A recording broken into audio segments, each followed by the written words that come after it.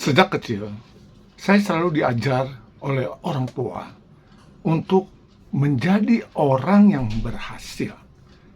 Harus menjadi orang yang hebat.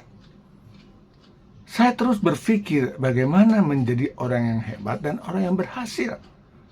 Dan yang tertanam dari masyarakat sekitar dan dari nilai-nilai dari saya kecil sampai saat ini, orang hebat adalah orang yang mempunyai titel, yang berpendidikan.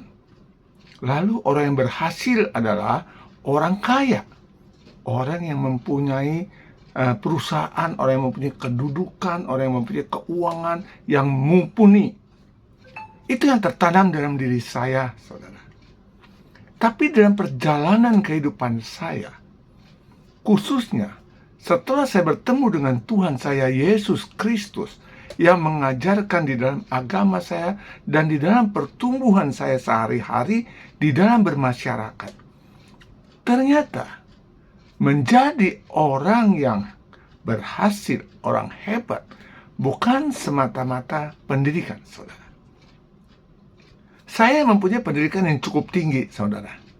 Tetapi saya tidak merasa itu suatu kebanggaan dan kehebatan. Karena banyak nilai-nilai kehidupan yang justru saya dapat dari orang-orang yang mungkin tidak berpendidikan, yang ada di tengah-tengah lingkungan masyarakat yang berhadapan atau yang bertemu dan berbincang dengan saya. Saya banyak belajar dari mereka.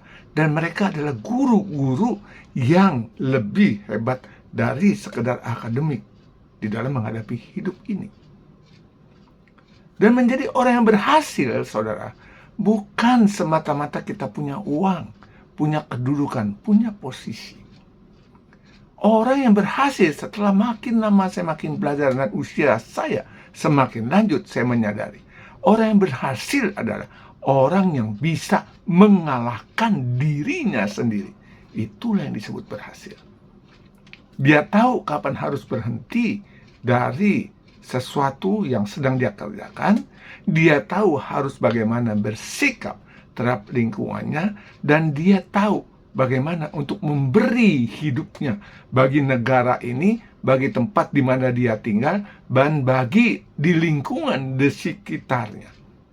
Karena hasrat diri kita itu adalah selalu untuk menyenangkan diri sendiri, menguntungkan diri sendiri, membahagiakan diri sendiri, sehingga kita seringkali justru mengabaikan orang di sekitar kita, dan kita mengikuti hasrat hati kita yang serakah. Artinya, kita tidak berhasil mengalahkan keakuan diri kita. Artinya kita belum berhasil, saudara.